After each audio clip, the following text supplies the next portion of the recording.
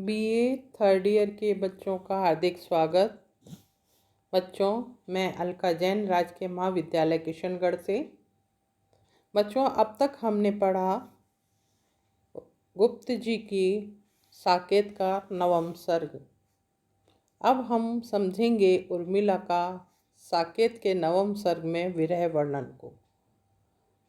साकेत मैथिली शरण गुप्त द्वारा रचित राम कथा पर आधारित महाकाव्य है, जिसमें कवि ने राम कथा की उपेक्षित पात्र उर्मिला को केंद्र में रखकर कथा वस्तु का निर्माण किया है। साकेत के नवम सर्ग में उर्मिला की विरह वर्णन कवि ने बड़े मनोयोग से किया है।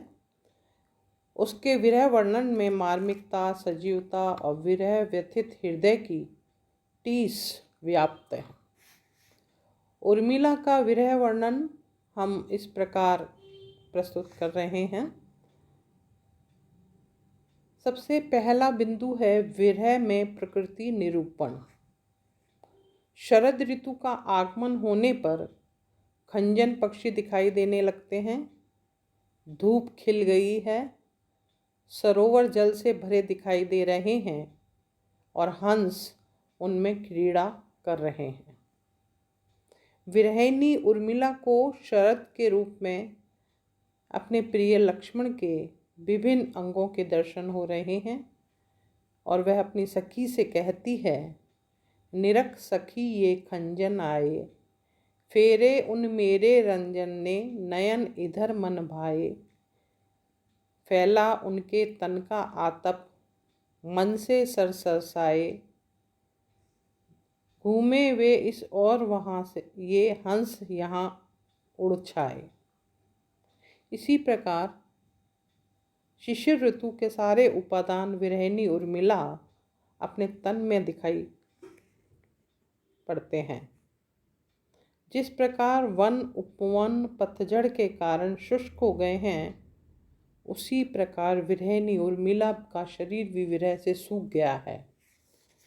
मुख और शरीर कुम्हला गया है, आंखें मोती रूपी आंसू बरसाती रहती हैं और वह कहती भी है, शिशिर न फिर वन वन में, जितना मांगे पतझड़ दूंगी मैं इस निज नंदन में, कितना कंपन तुझे चाहिए ले मेरे इस तन में, सखी कह रही पांडुरता का क्या अभाव आनन में।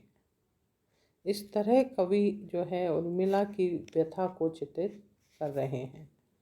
विरहिणी उर्मिला का दर्प। विरहिणी उर्मिला को काम भावना सता रही है। वह कामदेव से कहती है कि मैं तो अबला हूँ और फिर वियोग व्यथा से पीड़ित हूँ, तुम्हें यह शोभा नहीं देता, तुम मेरे ऊपर प्रहार करो। यदि तुम्हें अपने रूप का गर्व है तो उसे मेरे पति पर न्यौछावर किया जा सकता है, और यदि तुम्हें अपनी पत्नी रति के रूप का घमंड हो तो लो मेरी चरण धूलि ले जाओ और उस पर न्यौछावर कर दो। इस प्रसंग को कवि ने इन पंक्तियों में चित्रित किया है। मुझे फूल मत मारो, मैं अबला बाला वियोगिनी, कुछ तो दया विचारो, होकर मधु के मीत मदन पटु, तुम कटु गरल न गारो, मुझे विकलता तुम्हें विफलता, ठहरो श्रम परिहारो। इस तरह कवि जो है उन भावों को इन पंक्तियों में अभिव्यक्त करता है। अगला बिंदु हम देखेंगे प्राचीनता और नवीनता का समावेश। उर्मिला के विरह वर्णन में एक और तो प्राचीन परिपाटी का निर्वाह हुआ है, जिसमें विरहता, विरहजन्य कृशता तथा अश्रु प्रभा का समावेश है, और दूसरी ओर उसमें कहीं भी अस्वाभाविकता न होकर सर्वत्र मनोवैज्ञानिकता अपनाई गई है। ऋतु वर्णन में नायिका की परिवर्तित दिनचर्या का उल्लेख है। विरहजन्य अवस्था में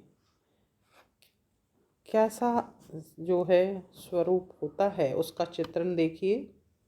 मानस मंदिर में सती प्रिय की प्रतिमा थाप, जलती सी उस विरह में बनी आरती आप। देखिए किस तरह जो है कवि इसमें विरहिणी नायिका के जो है रूप का चित्रित कर रहा है, उसकी इस अवस्था का चित्रण कर रहे हैं। अगले बिंदु चित्रकूट में जो क्षणिक मिलन हुआ था उसका चित्रण है। चित्रकूट में अयोध्या निवासियों के साथ उर्मिला भी आई है। सीता जी ने उर्मिला और लक्ष्मण का मिलन एक कुटिया में कराया। उर्मिला अत्यंत क्षीणकाय हो गई है। लक्ष्मण क्षण भर तो उसे पहचान भी ना पाते हैं जाकर, परंतु जो वहाँ उन्होंने देखा तो दिख पड़ी कौनस्त उर्मिला रेखा। यह काया है या शेष उसी की छाया, क्षण भर भी उनको कुछ नहीं समझ में आया। लक्ष्मण की इस मनोदशा को देखकर उर्मिला ने जो कुछ कहा वह उसकी मानसिक स्थिति और पति के प्रति कर्तव्य भावना को व्यक्त करने के लिए है। मेरे उपवन के हरिण आज वनचारी, मैं बांध ना लूँगी तुम्हें तजो भय भारी। गिर पड़े दौड़ सौमित्र प्रिया पद तल में, वह भीग उठी प्रिय चरण धरे द्रग जल में। इस तरह जो है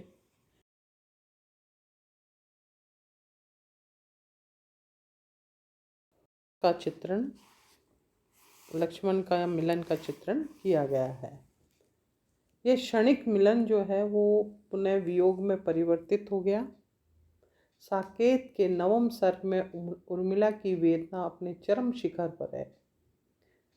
यहीं पर कवि ने निम्न गीत का समायोजित किया है जिसमें भाव की वेदना का पिता और अदृष्टि को उसकी माता ने बताया है। वेद ने तू भी भली बनी, जा अभाव की एक आत्मजय और अदृष्टि जनी।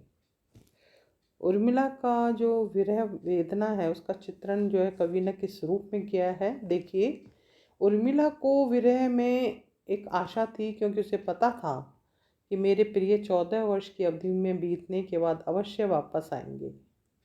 भावोत्तेजना के क्षणों में भी उसने राजमहल की मर्यादा का सदैव ध्यान रखा। उसका विरह वर्णन बहुत ही मार्मिक और संवेदनशील है। भूल अवधि सुधी प्रिय से कहती जगती हुई कभी आओ, किंतु कभी सोती तो उठती वह चौंक बोल कर जाओ।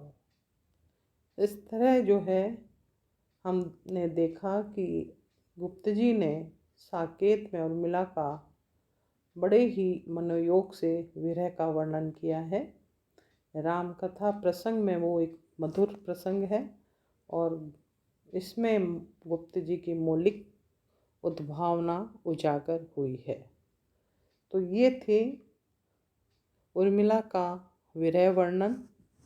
बच्चों, आगे हम पढ़ेंगे एक अन्य कविता भी आपके पाठ्यक्रम में है, यशोधरा से सखी वे मुझसे कह कर जाते, तो हम उस पर चर्चा करेंगे। धन्यवाद।